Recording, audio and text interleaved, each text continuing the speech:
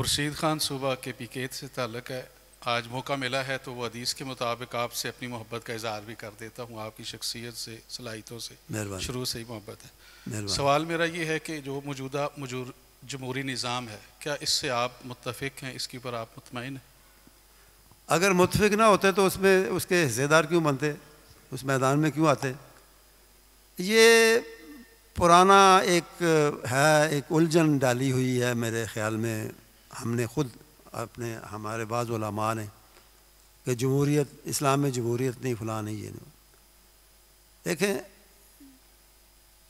ہر ملک بھی اور ہر جمہوریت بھی جو ہے نا وہ ایک دستور کی پابند ہوتی ہے. بنیادی چیز ہے کانسٹیٹیوشن، دستور. تو اس کے اندر رہ کے بات ہوتی ہے ساری. تو ہمارا کانسٹیٹیوشن کتاب و سنت ہے.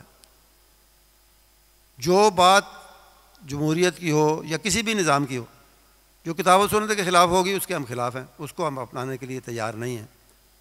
ساری پارلیمنٹ بلکہ سارے عوام مل کر بھی ایسا کوئی فیصلہ کریں جو شریعت کے خلاف ہو، کتاب و سنت کے خلاف ہو، وہ صفر کے برابر ہے، پاؤں کی نوک پر ہے ہمارے، اور اسے ہم قبول کرنے کے لیے تیار نہیں ہیں.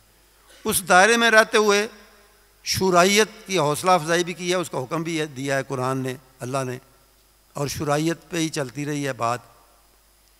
اس زمانے میں جو شورائیت کا طریقہ تھا وہ یہ تھا کہ قبیلے اپنے سرداروں سے پہچانے جاتے تھے یا ان کے ساتھ چلتے تھے، ان کی رائے کے ساتھ چلتے تھے، ان کے فیصلے کے ساتھ چلتے تھے. تو قبیلوں کے سرداروں کی رائے لی جاتی تھی. حضرت ابوبکر رضی اللہ تعالیٰ عنہ کا انتخاب کیسے ہوا؟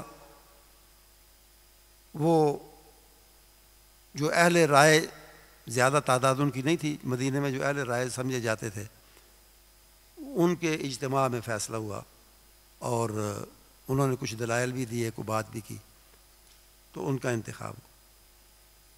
حضرت عمر کا اس طریقے سے نہیں ہوا.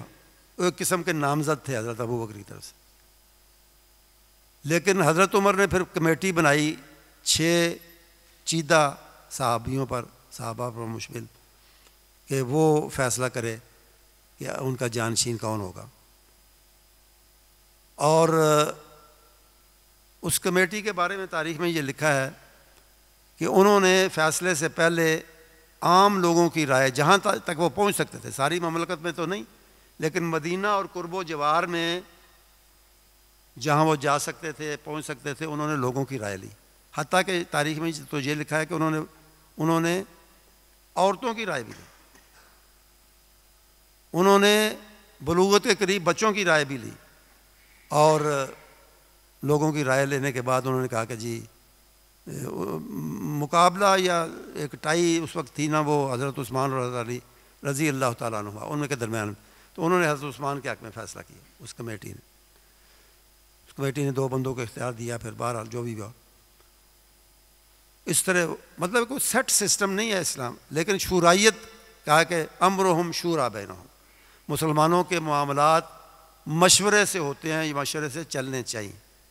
تو مشورے میں اب مشورے کی جو بھی موجودہ صورت ہے وہ اختیار کی جائے گی. اور لیکن یہ ہے کہ فیصلہ کوئی ایسا نہیں ہوگا جو کہ کتاب و سنت کے خلاف ہو. یہی وہ جمہوریت ہے جس کے ہم قائل ہیں.